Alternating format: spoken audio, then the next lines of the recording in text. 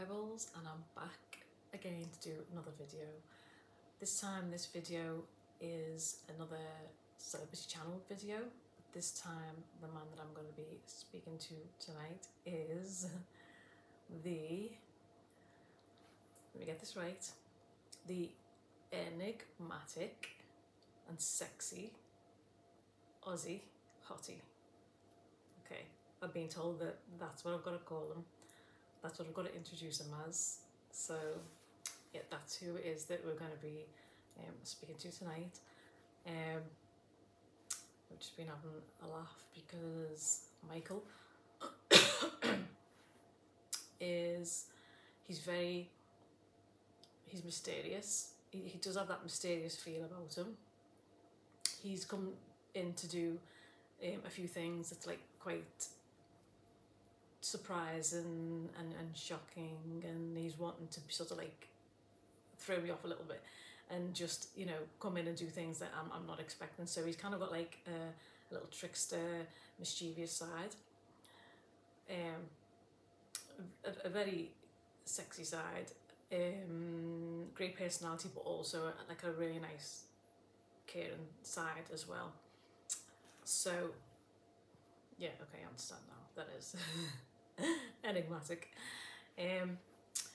Okay, I've had quite a few meetings with Michael now over the past, the poor guy's actually probably come in about 4 or 5 times. I think it's 5 times, is that right? Or yeah, it's 5 times. He's like it's 5 times now, due to the fact that, you know, I perhaps haven't been able to get the video done, or I haven't been in the right mind to get it done. I kind of want to not be feeling tired and drained, and just want to, you know, be feeling it and be doing it, rather than coming in and not, you know, feeling right to do it. So bless him, he's been really nice, he's been really patient, he's come back and forth and back and forth, and he's you know, he's joining me tonight to do the video. But yeah, he's been, again, he's just like Freddie was, he's been really supportive. And he basically first, yeah, let me just explain. So what it is obviously when people are in spirit, you know, they don't have the physical body. You know, when they're in spirit, yeah, they don't have all that, and of course, you know, as we all know, they leave that behind. But when it is that they come through to us, they can show themselves in whatever form that they choose to. So they can pick their clothes, they can pick the hairstyles, you know, they can pick whatever. They can pick the things, as I say, you know. I don't really think they can enjoy things that they had on earth over in the spirit world as well, and little things, because life there is supposed to be, that's, you know, that's what they're telling me. Life is supposed to be, you know, happy and joyful, and, you know, a lot of the time they've got to be sort of eased into the transition. And even though obviously a lot of them have been there for, you know, a fair amount of time, they still like to enjoy things that they enjoyed here on the earth plane. But when they come through to me, that's when they kind of take on the habits that they did when they were here as well. You know, just to show me as they do the clothes. So it's just like the whole thing that they sort of take on, I suppose. You know, having the drink, you know, having the cigarette and stuff. Of course, it's not something that they need, but it's something that they just, you know, go along with while they're showing themselves to me. So he's sitting very comfy. He's a lounger. You know, when people come through to me, they're usually sitting in a chair. Michael plays by his own rules. He doesn't bring a chair. He likes to sit on the floor. He's the first person I've seen that sits on the floor. He likes to lounge. He likes to sit back. He likes to lay back. He likes to look up. I think he was a bit of a stargazer, because he says he likes to watch the stars. So yeah, he does like to lie down, and, you know, even when he does lie down, when he showed himself to me, I can see him lying down, but I can also see him as if he's sitting up as well. So yeah, although now he's sort of showing me him lying back, where I can see him as if he would really be lying back. So yeah, I'm not really seeing all of him sort of sitting up, and now he's sitting up and he's running his fingers through his hair. So let me give you an idea about what it is, how he came in first to me, and how he's been showing himself. So the first image, oh yeah, obviously let me just recap. Obviously everybody knows who Michael Hutchence is, lead singer and frontman of the band In Excess, a singer, songwriter, actor, all round beautiful soul and performer, beautiful distinct voice I find. just a voice, you can always tell it's him, but yeah, really nice, distinctive voice. So yeah, he first came into me, Michael, and the first look that he showed to me, how he came through to me, was exactly the same look of there's a clip of him doing the tube, having an interview with, of course, his partner, that was Paula. So this is how he came into me. I'll show you the picture, like that. So that's exactly how he first came into me. He's similar to that tonight. He's actually got that jacket on, but his hair is a little bit longer than it is in that picture. But he first came in to show me as the way he is in there, and how he come across is exactly how he came across on that interview. Sort of very young, very quiet, very shy. A very quiet, whispery kind of voice, but exactly how he is on that interview, you know, laughing after everything he said. You know, when I asked him questions, his voice would sort of trail off, and he'd be like, you know, and then he'd laugh after every sentence, or giggle after every sentence, and yeah, just trail off. So very quiet. So for me, I kind of wasn't sort of seeing the guy with the reputation, you know, for being, you know, sexy and you know, quite extrovert and whatever else. For me, I kind of felt a little bit like I was speaking to perhaps, you know, a child who was like really sweet and shy, and then maybe having a conversation, because sometimes that's what they do. They hear me having a conversation, and then they'll maybe pick up on that when they come back and say, oh, you know, and I can tell they've heard it, because they've either done what I've said perhaps, or what I've looked at, or something, or pictures I've found of what they're wearing, and then they'll come in as that. So, excuse me. You're trying to mess around with my voice there. You don't want me to say something. Say, carry on. Okay. So yeah, the next time again he came in with on the first meeting as well, yeah, he didn't have that jacket on. He basically had black leather trousers on, and a sort of like a leopard printy type shirt, but in like black and white. When I asked him, was it leopard print, he was like, you know, I'm not sure. He wasn't sure what it was or what to call it, but it wasn't quite leopard print. But then so then he turned up again with longer hair, a little bit kind of like an Each Tonight video, probably a little bit shorter, and then he was wearing a black leather jacket, black polo neck, chain, and again black leather pants. So he's come in a few times, and then the next time again he came in, and he was a little bit different again. Oh yeah, he had shorter hair, which was the look where he had it sort of shorter, but then the longer strips at the front. So kind of like that, but just slightly longer. And then the next time he'd come in, he was like that. So he's been really quite mysterious by he's shown me sort of different looks each time, and then, as I say, again tonight, he's the more of the look on the tube interview again, the first photograph, but his hair's just slightly longer, but he's a little different in his manner of speaking. He seems a little bit more, you know, maturer, and he's not as quiet as he was then. So he's a bit of a, as I say, the first time he was all Mr. Innocent. The second time then he came in, and he was very flirty and showed his true nature of what, you know, people would, you know, sort of knew him how to be and things like that. So yeah, he came in, but instead of coming through and sitting on the chair like people normally do, he kind of made like a hole in the wall. It's kind of like it reminded me like an old style entrance, how they would like maybe be on a chat show, or, you know, an award show, or a kind of like a show from years ago in the 80s, where they'd make a prop for them and they'd come through the wall. So he did that. It was like he punched like a massive body-sized hole in the wall, or a black paper, and then he came through that and sat down on the floor. And I was like, you know, wow, what an entrance that, you know, that you tried to make. And he was saying, oh, you know, well, yeah, I like to surprise. And when I said, well, yeah, it was a surprise, but yeah, not that much of a surprise, I wasn't really shocked. Then he said, well, okay, well then, you know, I'll have to do something else to shock you.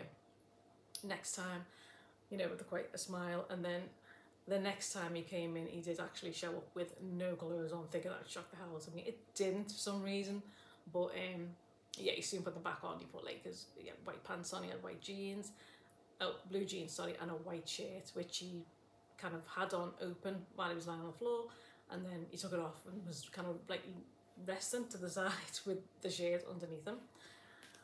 So yeah, that's how that he has shown himself, all these different looks. He's actually playing little games with me tonight where he's like 1 minute his hair's a bit short and it's a bit longer, and he's kind of laughing. So he likes to experiment with his looks, and he said that he kind of liked to sort of fuss around with his hair. There was times in his life when perhaps he was going through some things or some certain times where he chopped his hair, and it was just like he just chopped it on just out the blue, and then he kind of regretted that. So he did actually, I think he preferred his hair longer, at least in the early days, and then he yeah, there was just times that he did that, but he did, he liked his hair, he liked to sort of fuss with it and style it and things like that, although it often had that sort of like nice, he didn't have to do anything tousle type look, but yeah, he's looking fine, he's looking well, he's feeling good, he's feeling happy, he's in a great mood, he's joking around, yeah, he doesn't like to play by the rules. He says he doesn't normally play by the rules because, I was saying to him, you're not supposed to flirt with Chandler, and he was like, well, why? Nobody told me it was against the rules. But then again, I'm not used to playing by the rules anyway. So he's really nice. He's got a good sense of humour. He's really, he's funny, but he's also like really nice and sweet and caring as well. And he showed that every time that he's come in. He's he's been really nice, and he's got a really nice soft side. So it's been really nice chatting to him, and I really appreciate the fact that he's had to come back and go, and he hasn't minded one little bit. He's been really nice. So he has got some things to share with us. He's got like different topics that he wants to talk about, different things he's going to talk to us about, just about how we can just things we can do in our own lives to maybe improve, things that perhaps we can look about ourselves to improve relationships. He also wants to talk about just being kinder to people, how we treat each other. He's got something he wants to comment on about that. So a few different topics really that he is going to share with us today. So I'm just going to check in on him and just see how he's doing, because he's just there. I can see him, but I'm having to just look up and see him, but he's there. He's sitting down, he's got his jacket on.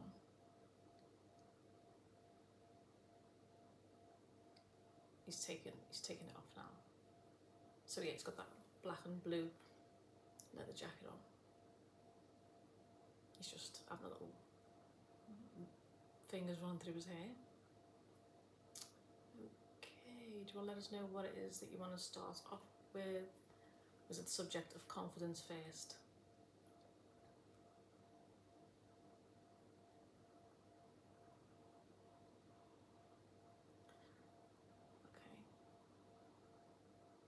I was going to try and introduce him and say the word hottie in an Australian accent, but he told me not to. He said to be butcher in the Australian accent. You stick to your own. So yeah, he still came to me on the first meeting, was saying like Aussies rule, Aussies are cool. So yeah, he's they don't necessarily change everything just because they've gone over in the spinner wheel.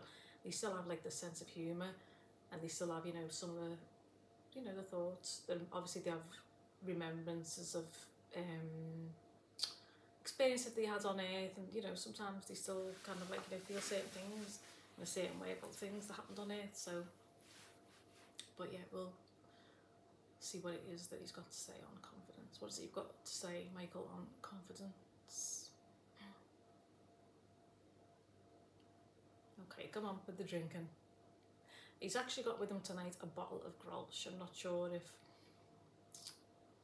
the bottles were out in the 80s. The band Bros used to wear them on the Doc Martens, the Grolsch bottle tops. So yeah, that's what he's brought with him tonight. He didn't have it at first, but then he brought it on a little bit. So he's sticking on that. So what do you want to say about confidence?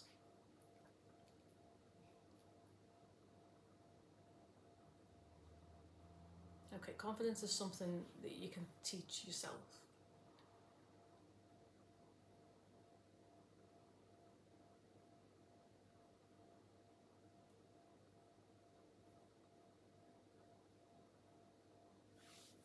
It's yeah, sorry, say that again.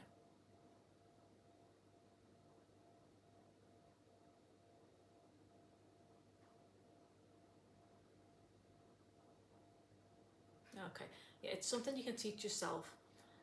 If it's not something that comes to you naturally, then it's something that you can practice, and it will come with time. You should never wait for others to validate you and instill that confidence in you, because it's something that has to be brought out in you yourself. It's a waste of time trying to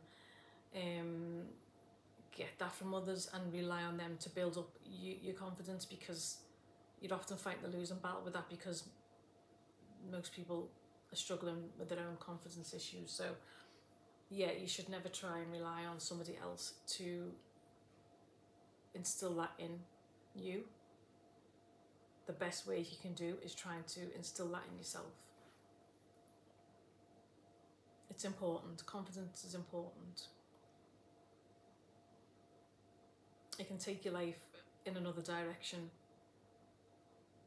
when you do have it, and it can hinder your life in certain areas when you don't have it. So it can hold you back if it's not something that you've worked on. It is, when you're lacking confidence, I know, because I used to very much so when I was younger. So when you're lacking in confidence, it can hold you back. And yeah, I understand what he means. To just always wanting others to validate you. It's like it's, if you're always going to look for that in people as well, it's needy, but you don't always get that, and then that can sort of like just enhance and validate your insecurities even more. So when you do that work on yourself and you do it, you stand proud in who you are, and then you've got more to bring to the table than you have if you're just a quivering wreck, basically, you're saying.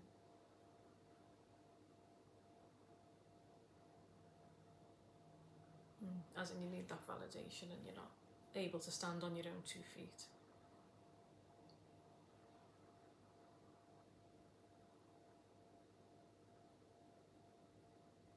Holding yourself back in life is the worst thing that you can do, or one of the worst things you can do. Because to get far ahead, and that means no matter what areas of your life it is or who you are, so it doesn't just apply if you want to, if you're on a larger platform, whether it is that you want to be famous or if it's just in your everyday life and relationships. It's something that's important to feel and to exude for others as well. Others respond differently to you when you exude that confidence. They can also sit up and listen a lot more than they would to somebody who wasn't as confident.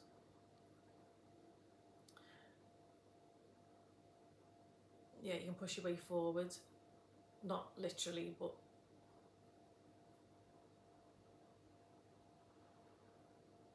yeah, in the sense of it can open more doors and opportunities for you with confidence, yeah. He's saying he was shy part of his life. He wasn't always the confident front man like a lot of us have, come to know of him and see. And it did hold him back. He was shy, but he came out of his shell. And his life changed when he did that for the better.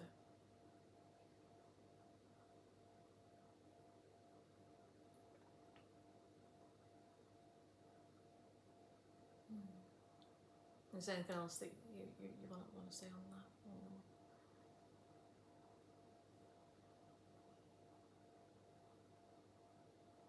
thinks it's just one of those things that you have to practice.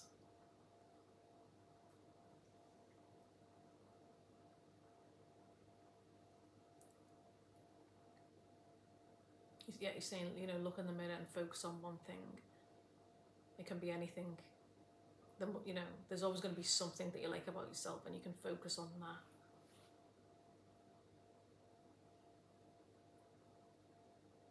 And tell yourself, speak to yourself as you would somebody.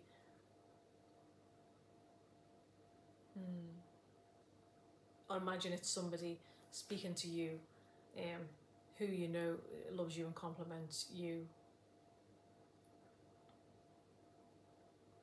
Because that's one of the ways in which you know you can start off to build yourself up. Because yeah, I think sometimes when we sort of just do it on our own and say the words, it's kind of like our minds kind of telling us, no, you don't think that, and then you know you kind of feel like you're having this kind of two-sided argument. Is that right? So when you're saying it as if somebody else is saying it to you, it kind of makes it a little bit easier for your mind to accept.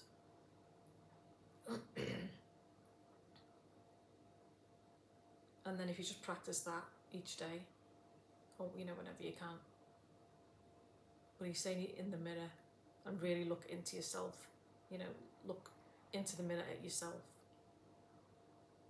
eye contact if possible.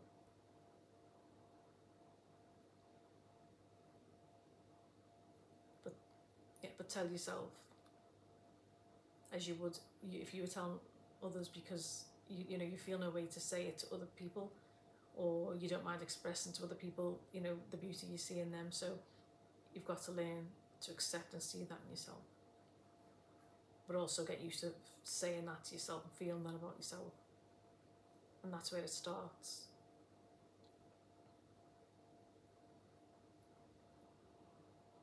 It's not always easy, you know. He knows it can be difficult because he has been there. And it was worse for him because when he wasn't feeling his most confident was when he was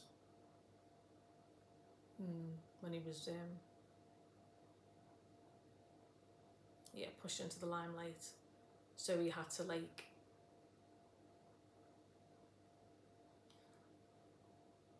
so he had to see himself on TV things, see himself in the papers, see pictures of himself, you know, plastered everywhere, which you're not always used to seeing when you're not at your most confident.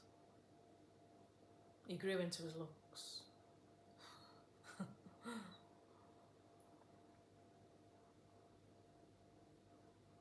So was you happy with your looks eventually? Did you like how you looked?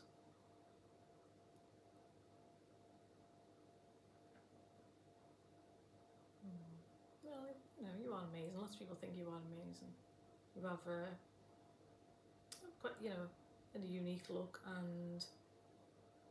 but you also exuded that, you know, that confidence and mystery as well.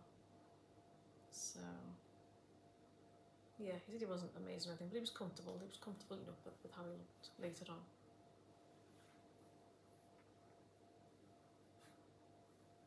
Instead of making him blush. just telling you like it is.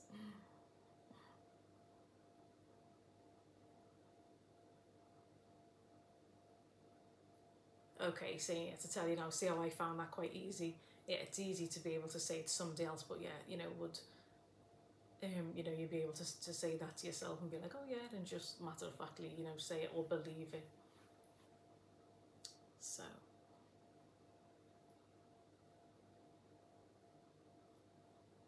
okay, yeah. So yeah, what we were speaking about the other night, and he's just lead me on to that, is where the looks are concerned. He obviously he had a lot of opportunities to you know, have relationships, have you know, sexual experiences, things like that. He had a lot of opportunities, you know, to do that. You know, he was saying to me that, you know, his love life, it was kind of like the women, the opportunities they had was like a revolving door. So it was just like that, you know, people coming in, people coming in, people coming in, and yeah, lots of people liked him for him, but there was also a lot of the women who you know, maybe perhaps got with them for the opportunities, you know, to be perhaps, you know, photographed in the papers, to be seen, to maybe try and further enhance their careers. And so, you know, he knew that some of them were doing that, but he thought, well, okay, well, I'll just take advantage of, you know, why not just have fun with that anyway? So he was aware that, you know, there was people out to do that. But the main relationships that we did see him have with Kylie and people like Helena was because you know, they were already established in their own careers and that, so he kind of felt in that sense that, you know, they weren't using him for who he was, because yeah, they were already established. So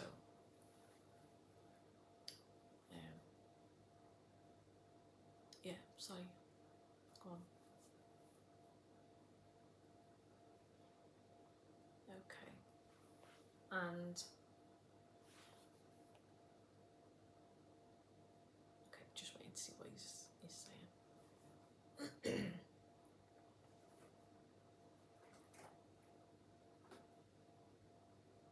Okay, regarding love, he's going to talk to us a little bit about love and relationships.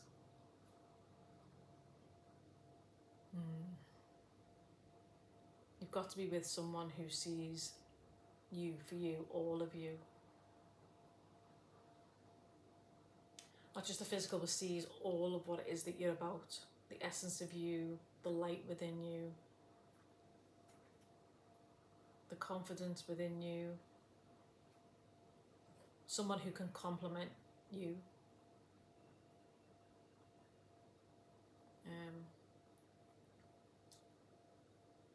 Somebody who stands beside you, with you.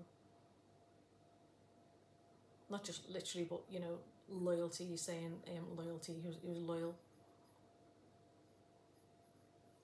Two people that can come together, bear the souls to one another,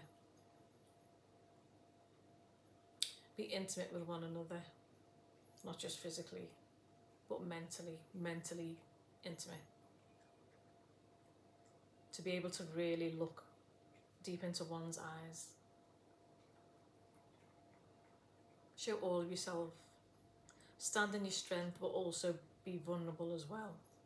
Particularly men on this one. They need to be more, yeah, as well as have the strength, but show the vulnerabilities as well. Not be afraid to show the vulnerabilities. To be able to cry in front of their woman when he needs to. And in turn, for her to be able to allow him to do that without making him feel small. For him to feel safe in your presence, but equally both people to feel safe in the presence with each other. Thank you. He's getting deep. Not really seeing this side of him.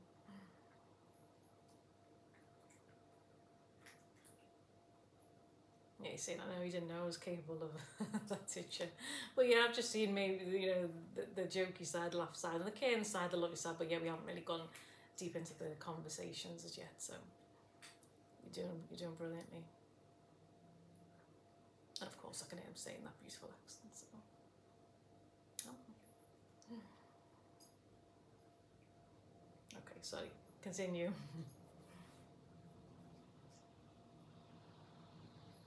Yeah, it's about really trusting one another, being there for one another. Yeah, the problem now is, you know, most people are either sitting opposite ends of the sofa, or they're sitting staring into the phones. Then nobody, well, not nobody, but, you know, a lot of people aren't communicating in the way they should be now. With everything that's transpired over the last couple of years, people are getting further and further apart. They've allowed a lot of that to set the tone for them to be further apart, but also they've remained that way rather than trying to get it back, re-establishing that close connection.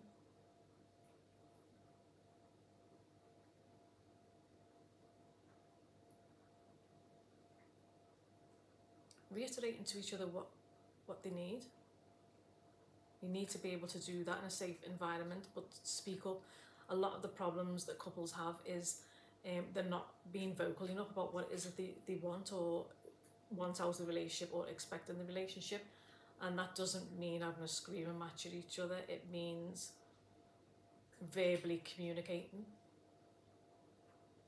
not always having it end up physical, so to avoid having to talk about the important things, because the physical aspect of a relationship is important, but equally the verbal communication is important, because the two go hand in hand. You know, one isn't always necessarily the best thing without the other. They're both equally as important. There's many aspects to a relationship that makes it an all-around successful one, and good, clear communication is absolutely one of them, as there is many different things that's needed to solidify a relationship. Mutual respect. Yeah, and he's saying again, trust and loyalty. Manners. Treating each other nicely and caring for one another, but just, yeah, having that respect and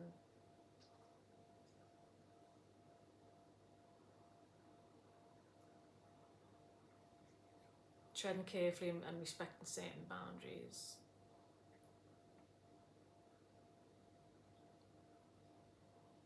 Okay, yeah, so he's talking about you know, intimacy, getting intimate with people. So yeah, having, you know, discussing what it is that you both each like, but, you know, equally respecting the other one's boundaries, not overstepping the mark if someone isn't perhaps, you know, up to doing something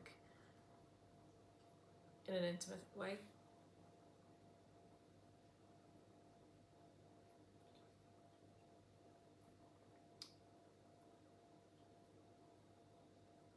Oh yeah, but equally having that mutual respect for each other, and perhaps exploring things so that each party can be happy and satisfied.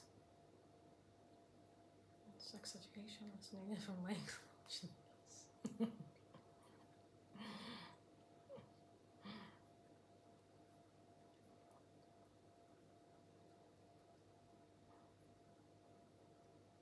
Just listen to what he's saying.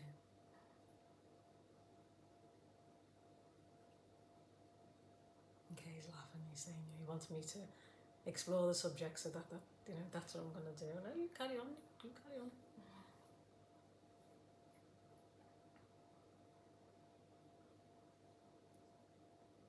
Oh, I'm sorry if I'm throwing you off your train of thought. He's saying it anyway. He's having a little hair, running his fingers through his hair, and he's having a little drink. But yeah, he's still looking quite comfy, lying with his legs to the side on the floor. Yeah, he seems to be a lounger. Yeah, he's not really sat on a chair yet.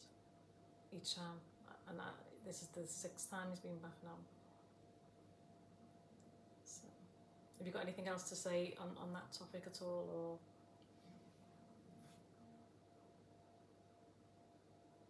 I think he said, you know, he doesn't want to get me into trouble, because he'll just be like going down now and down. That's just making me feel like he's, you know, he can say a lot more, but it's too personal, he's saying. Okay, so what else is it that you wanted to talk about?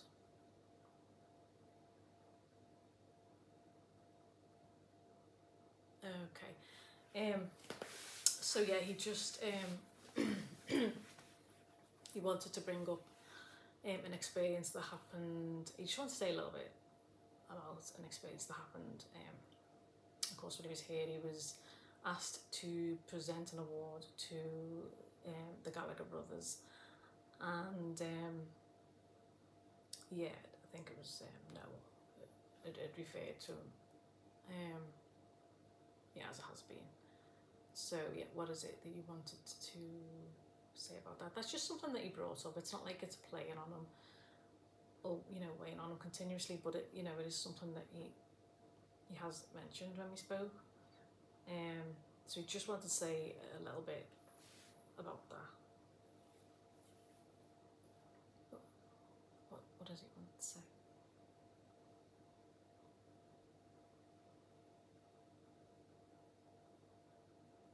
Yeah, he just wanted to say that you know, he thought that it was uncalled for.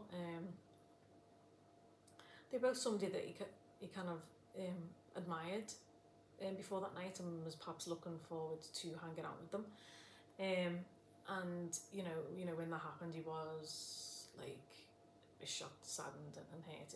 It was kind of like humiliating for him. It wasn't a pleasant experience. So I think, sorry, carry on.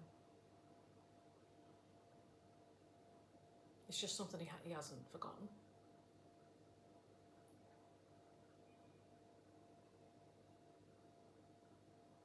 He's saying it's not something that's like, you know, embedded within his soul, but it's still an unpleasant experience that he's aware of, that happened, that took place when he was here. And yeah, okay, he's leading me on to George Michael. So what Michael's wanting to convey is that a lot of the times, you know, these people in the public eye, you know, they can get like have a difficult time, media wise.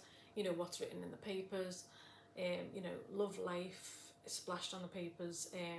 You know, a lot of the life is treated like you know, gossip. It's there for everyone to see, and while they do put themselves on that platform,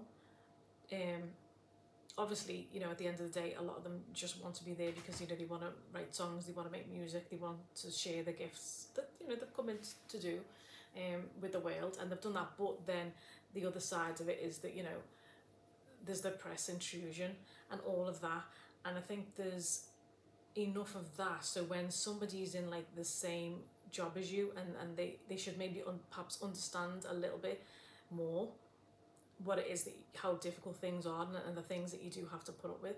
And so he's saying about, you know, treating people more kinder, and he's referencing, you know, George Michael. You know, when George Michael was here, he went, you know, through you know, a lot of difficulties in his life. You know, probably looking at, you know, George's life, he thought, oh well, you know, oh, he's great, you know, he's happy, look, he's happy, he's doing concerts, and he's got everything he wants and all that kind of stuff. But obviously, you know, we've seen interviews, the Parks, an interview, you know, the show on British television in, I think it was like the 80s, early 80s, that, you know, he did, where, you know, he was talking about certain things like, you know, his mother passing away, and then, you know, he lost a partner, and he went through like a really difficult time, and that really wasn't made any easier for him because of the press intrusion. You know, there was a whole, you know, being caught in the toilet incident and stuff, which, you know, George has expressed that, you know, he felt that he was set up. So basically, Michael wants to reference that incident and George's incident, is to say that, you know, it's disappointing when people in the same field, who perhaps should understand, can treat you that way, when really they should really have each other's back. But also treat people a little bit kinder, because, you know, in looking at things now, standing back, all of those people who treated them horribly and set them up and did nasty things, I mean, little did they know that their time here was limited, and now they're not there anymore. And perhaps, you know, you just don't know when then it's somebody else's turn to return home, i.e., you know, pass away. So just treat everybody a little bit kinder, because, yeah, you know, they had that done to them, and you know, there's probably people out there basically who regret how they treated them, and it's too late now, because, you know, they're no longer in this realm. I know they're in the next realm, but, and I'm seeing them to you know, how they show themselves to me, and I know that they're still, you know, having a life and whatever, and they can communicate. But I mean, one, not everybody believes that, but still, that's not the point anyway. The point is to treat them while they're here on the earth plane with just a little bit more kindness. And yeah, he just wanted to let people know that. And George Michael is like a really beautiful soul as well. He actually is one of the first people that came through to me. He just wanted to have a quiet chat without it going out, because even though he has come through, you know, in other forms, and he absolutely didn't mind that. He just said, for a change, it's just nice to be able to come without being asked the questions or being interviewed. And he's also talking about, we know when he was here in life as well, you know, he got that a lot, people asking him questions, and he just wanted to come in and have a little chat, and he was really nice. But he opened the door for others as well. He was the first one to come to me, and he just, you know, came to me naturally, and he opened the door for others and for Michael as well. I mean, a couple of them said to me, well, you know, well, George, you know, he did. So when I was like, you know, so how come, you know, you came to me? He was like, well, George did. And, you know, he did the same for Michael. He told Michael, you know, to come in, and, you know, that there'd be no pressure. And, you know, it was nice. It was just nice to have a cool chat. So he kind of, yeah, opened that space for other people to step in. So I thought that was really nice. But yeah, try and treat people a little bit more kindly rather than, you know, just acting out of, you know, acted out like that, and, you know, calling people names for no reason. And also as well, Michael did express that, yeah, perhaps sometimes in his life, you know, there was a lot of things written about him in the paper, and sometimes he perhaps takes responsibility for some of the things that's written, but he did want me to just say that, you know, not all of it was true. A lot of things were written about him that wasn't true, because yeah, I mean, they probably didn't put, you know, how much he was like a really nice guy. All they focused on is, you know, oh, how many women he's had, oh, he's doing this, he's doing that, and the, you know, the not so nice experiences. But he did want to say that, yeah, that is, I'm gonna say this is a bit of a tongue twister, but he said, hence the fact that some of the photographers found themselves picking themselves off the floor. Yeah, so, you know, that the reason why that occurred was because a lot of them were writing lies about him. And as I say, he's also expressed that, yeah, he accepts some of it was his responsibility. Although there was a lot of times when he didn't know what he was doing. You know, there was some issues with substances, addictions, and he obviously there was an experience where he was attacked and suffered, you know, a head injury, so that took away his sense of smell, his sense of taste. It caused him to have rages, sometimes act outrageously, you know, inappropriately to, you know, to people, or yeah, not women, but I mean, you know, around, out and about, and you know, the assaults and things that happened to the photographers. That wasn't really a side of him, but those things occurred because of, yeah, the things that he was going through, and the head injury as well had done something where he felt that his personality was just a little bit off at times. But yeah, he did have that, and oh gosh, you okay there?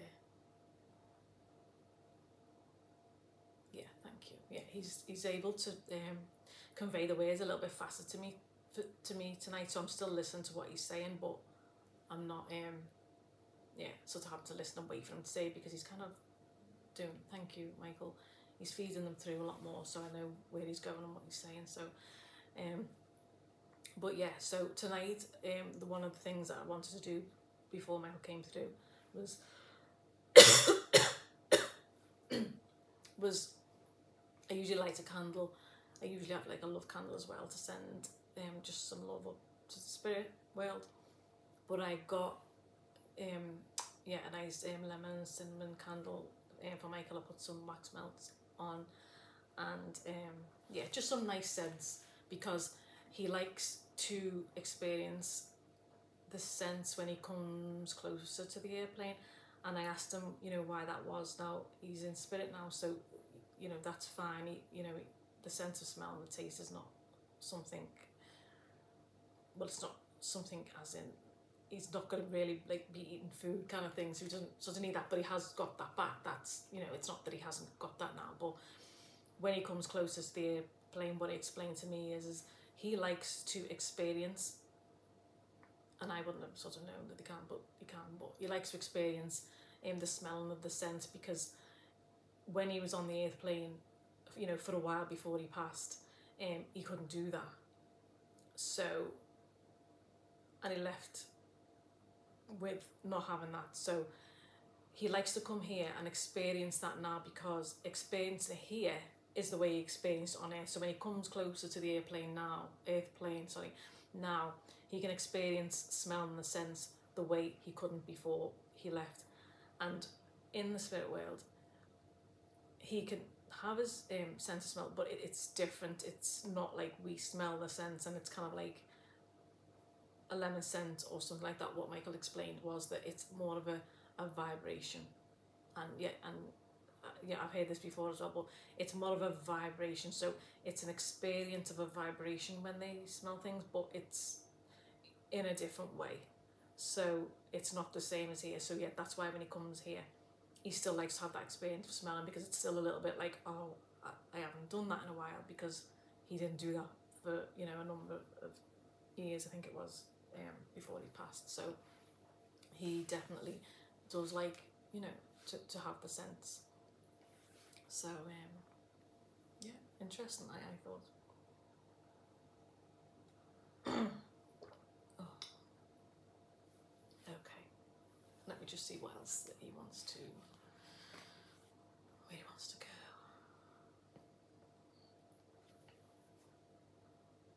Okay, what is it, the next one's all about?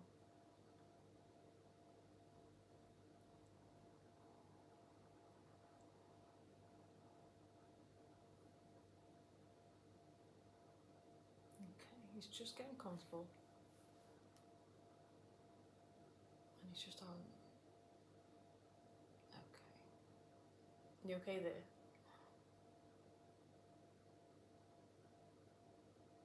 Okay.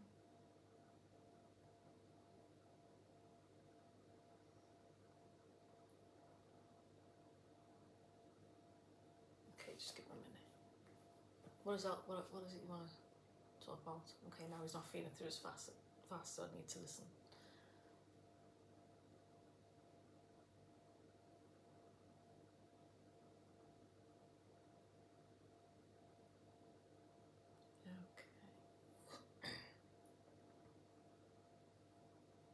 Okay.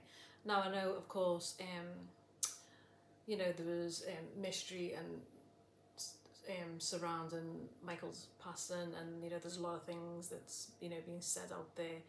Michael actually came through to me and he expressed that he doesn't really want to go there, because one of the reasons is that he's not quite sure what transpired, and he doesn't actually have a memory of all of it, or rather he's not being shown all of it.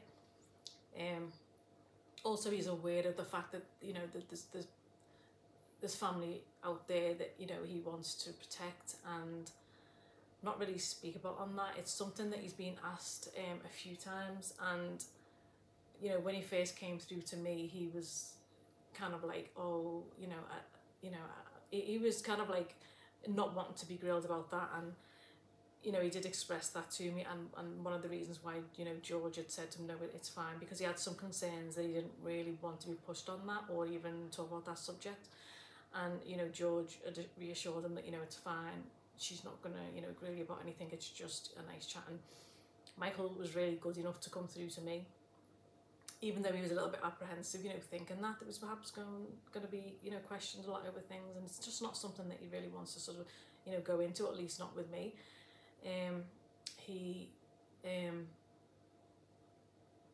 Yeah, he's come through, and you know, he's come back and forth and wanted to do the video, but that's his preference, so I'm not going to push him on that, because, you know, I think people sort of sometimes tend to think that, like, you know, okay, well, spirit, you know, we want the answers, I mean, you know, we want to know this, but the thing is, if somebody's sat in front of you, if a person's sat in front of you now, and there's something that they perhaps don't want to talk about, and you can see that it's uncomfortable for them, and it's kind of like something that they don't really want to, you know, go down that road of speaking about, you know, you'd probably be, or at least most of us would be, considerate of the fact, and not push them on it, or just say, okay, let's change the subject. And it's the same, you know, with me, because even though Michael is a soul and spirit, and as are the others, when they come through, obviously they show themselves as they were on the earth plane, so i.e. they have clothes, they look a certain way, they've got the same mannerisms, and they're chatting away, and he's right in front of me, and they're chatting away as if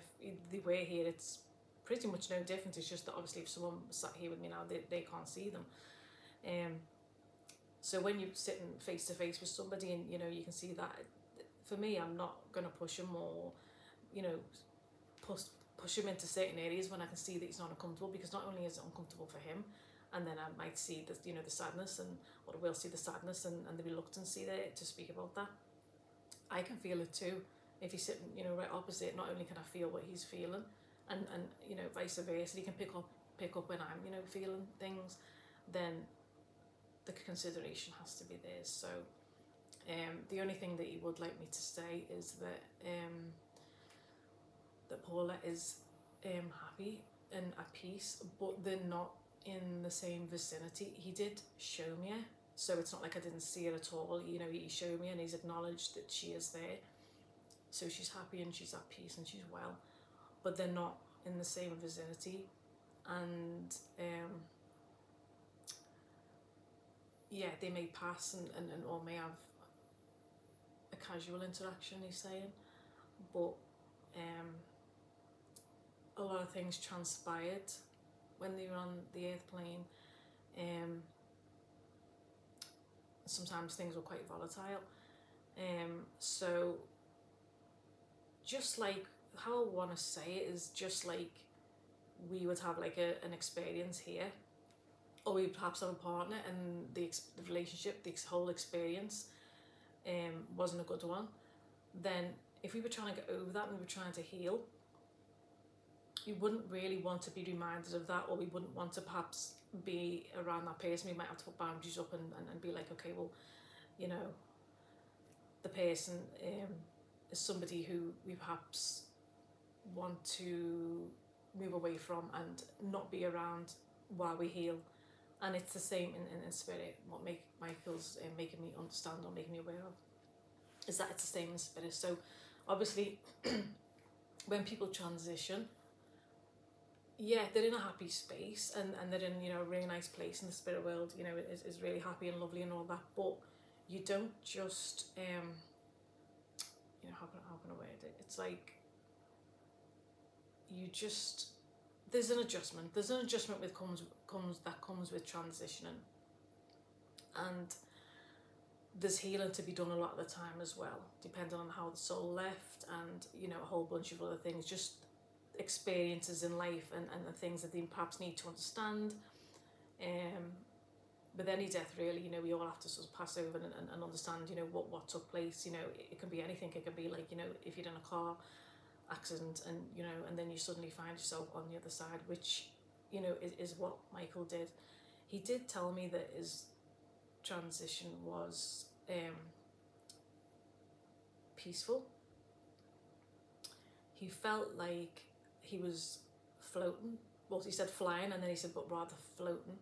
So he felt like that he was floating, and then he felt that he was like enveloped in a lot of love. He seen this like light around him, and he was enveloped in a lot of love.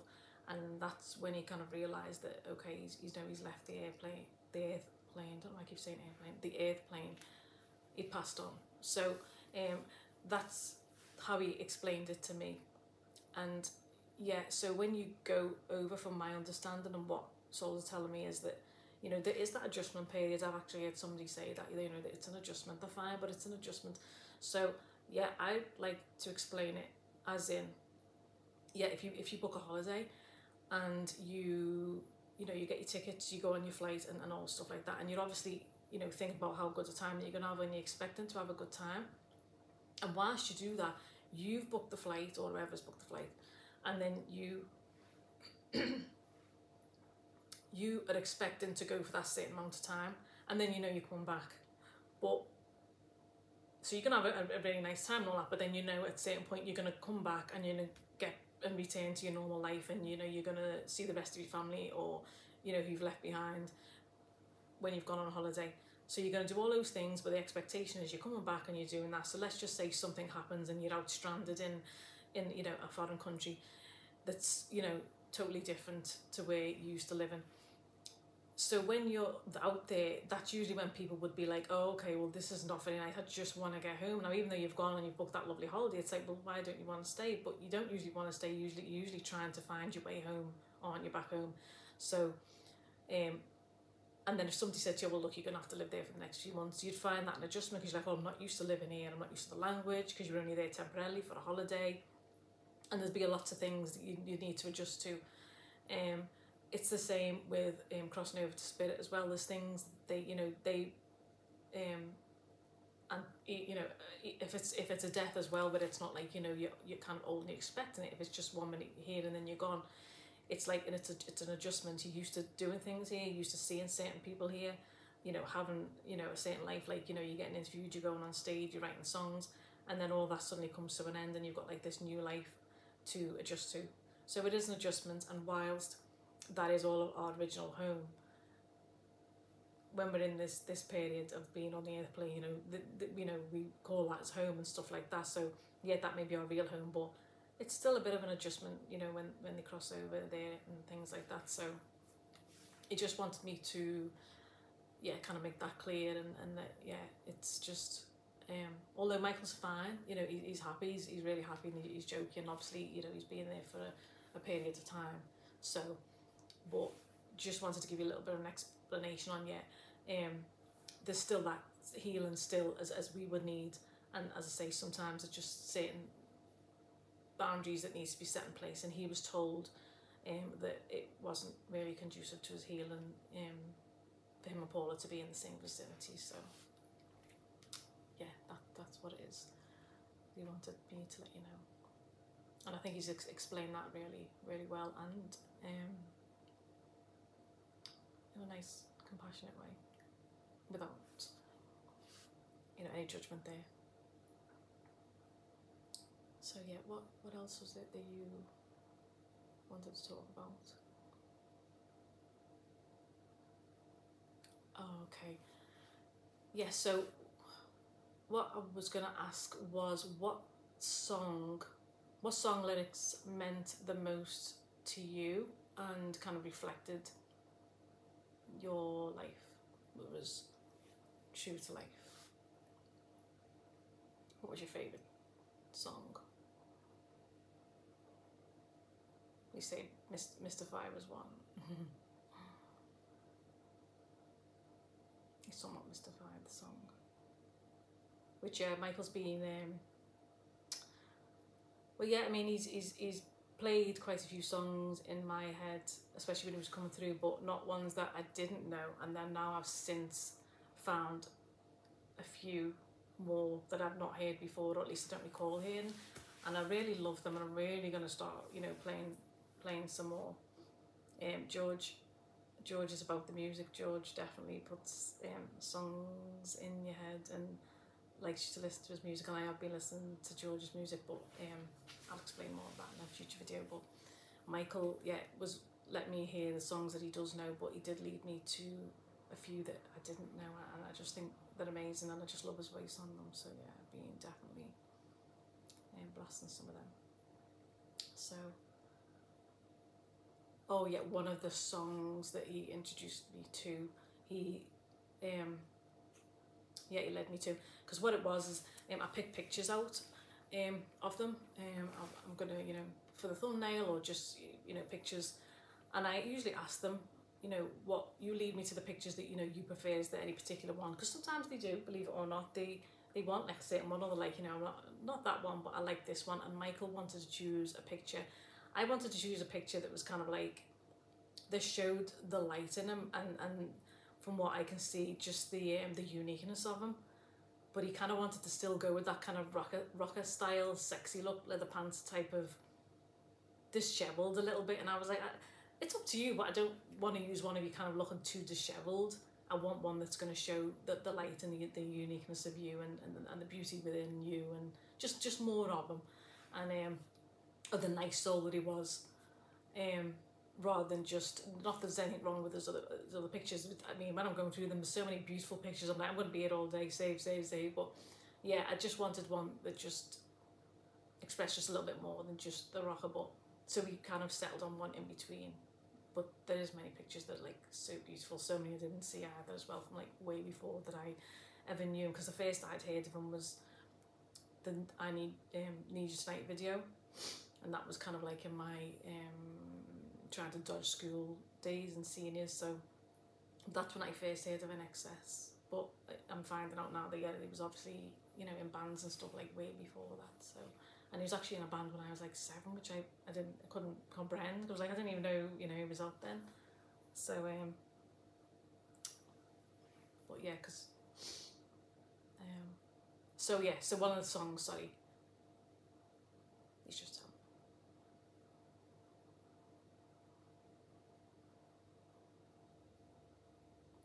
Oh, okay, yeah, one of the songs that yeah, you got me to listen to when I was asking him, sorry, about the photographs. Yeah, I was asking him to lead me to the photograph, but what he did do was he led me to a song, Listen Like Thieves, a great song. I know many of you will know it. I don't recall hearing it, but I may have done. But yeah, it's just, and I'll read you what it is.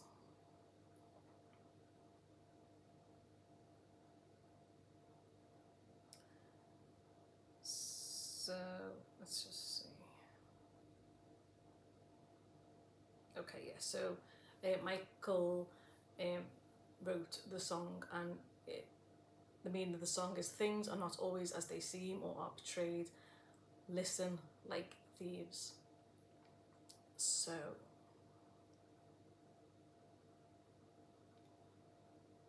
yeah, he says he liked that line. He took that line because he wants to say to learn to decipher for yourself what is truth rather than just what you hear. Much of it is noise. So yeah, you know what he's saying is you know, not everything you see or you read or you hear is the truth. Look behind that and decipher for yourselves what you think is true. Yeah, just don't take, you know, a first point of hearing, oh okay, well, that must be true. There's so many people do that nowadays, and you know, hear something and assume that it's true, or you know, what people say is you know, is just the truth, when there's often like a lot more going on behind the scenes. So I mean, we get a lot of that today. We're being bombarded with, like, you know, negative images, you know, the whole wanting us to focus on the negative and not be there for each other, not connect with each other. And you know, he wants to say that, like, yeah, you know, continue to connect with each other, but also, yeah, a lot of decipher for, you know, for yourselves, you know, what is truth with everything that's going on now, and you know, don't always just take what you hear, but intuition is key. Learn to really listen to your gut and understand, you know, what it is, you know, that's going on, and stand in your truth. But yeah, you know, people like Michael and a lot of people, George, many others, understand the power of you know, the media and how it all works and stuff like that, and they lived it and they were within that space. So, and they know that a lot of stuff that was written, you know, wasn't true to who they really were. So not everything you see and read is you know, you're going to get the truth.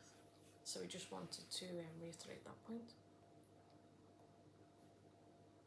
Is there anything else, Michael, you wanted to say?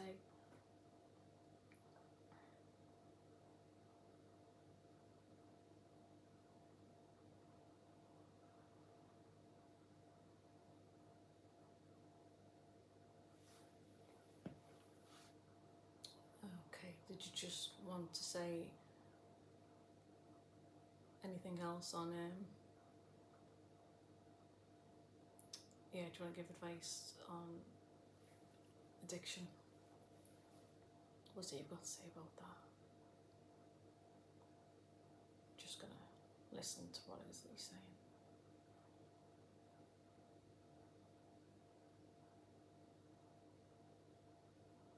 Okay, we won't stay too long on that subject then. But yeah, what is it that you wanted to say on that?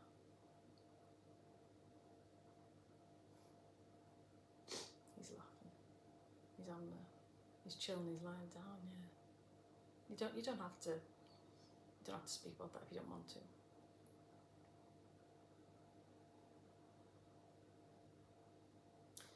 Okay. He's saying once it gets a hold of you, it can be very difficult to get out of. Getting help is key. Having the love and support around you is key, and then those that you trust in. Don't be afraid to reach out to those around you, or somebody, a trusted support, who can give you that support. There's many out there that's going through the same thing, and it's nothing to be ashamed of. It's something that can affect anyone and everyone, and life on earth isn't always easy, and sometimes we turn to these things to get us through, and sometimes some of us are born in a sense with those issues, or at least it's destined to come along, because some of us are meant to go down a certain road, and things are supposed to transpire sometimes in that way, not just for lessons and experiences, but sometimes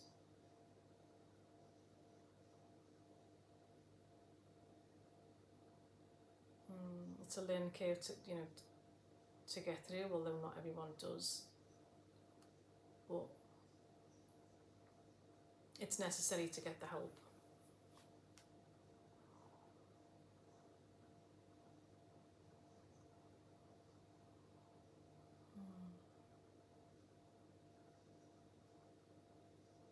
Just listen to what he's saying. Sorry, I missed that.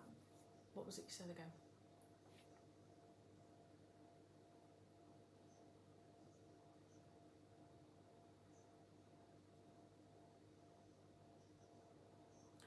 Oh, okay, yeah. Oh, okay. Yeah, he's just okay, let me just ask him a question again. Just want to see if he's okay.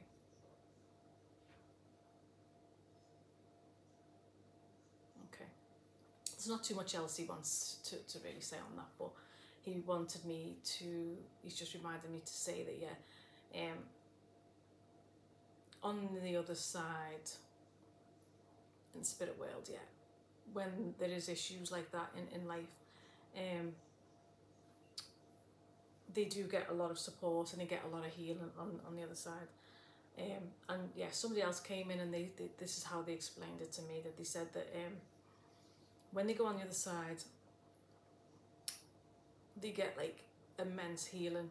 So all the support that you could ever want from there, from like beings, angels, you get a lot of support.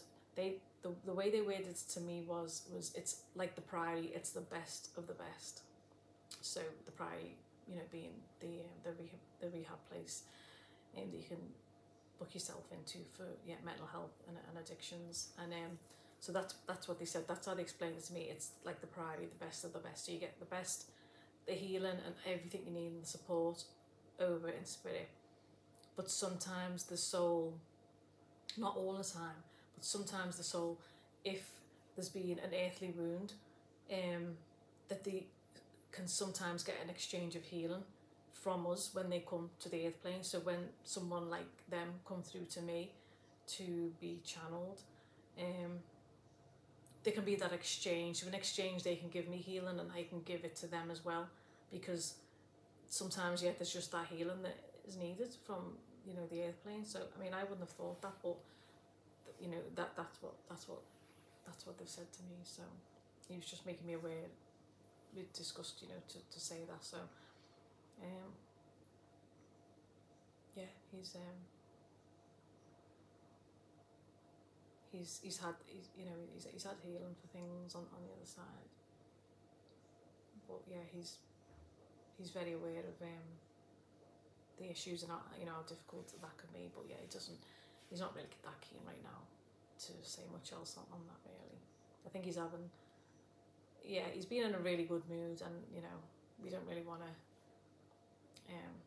spoil that, because he has really been in a really nice jokey mood. He's been really happy. He's lounging back, he's having a drink, and he's still got his jacket on. I thought he'd took it off by now, but he's got it on. He's got the white t-shirt on underneath. He seems happy, he seems relaxed, and yeah, I just want to thank Michael for, you know, coming back. As I say, he's been back a few times. He's shown himself in different forms, but he's not shown himself to be arrogant or rude. He's been very polite, he's been very thankful and appreciative, and so beautiful. It's been like really amazing to be in his company, and you better come back because you've been great company, so you better come back because I've got used to him coming round now, because yeah, he's had to pop in so often for me messing around. I'm so sorry Michael.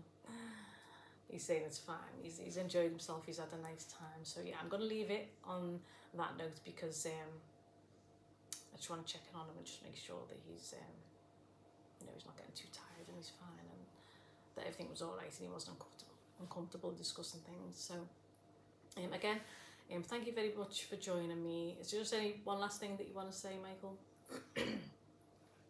Oh, okay, he wants he wants to thank his fans as well. He wants to thank people that supported him, people that believe in him, people who have stood behind him, people who have fought for him, stood up for him,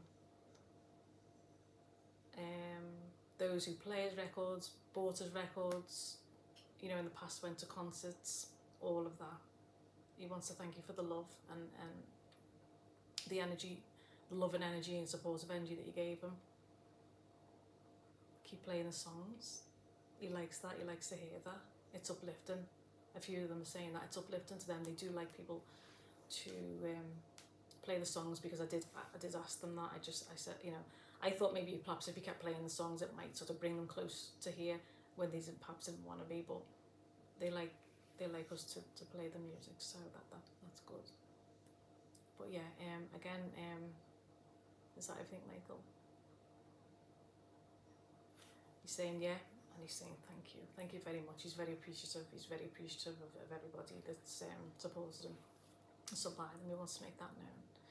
So yeah, thank you again for joining me on this video. Thanks very much for watching. Again, please remember to subscribe, click like, interact in the comment section. Let me know what it is you like or any questions, because I'm sure Michael will be back, and of course Freddie, and I'll be back with more videos. But yeah, let me know what it is that you like and things, and hope you enjoyed this video, and hope you have like a really lovely evening. And so I'm off now. I'm gonna say goodbye to Michael and let him go after all the trouble of course and going back and forth. But yeah, thank you again, thanks for watching, until next time, thank you very much, and bye.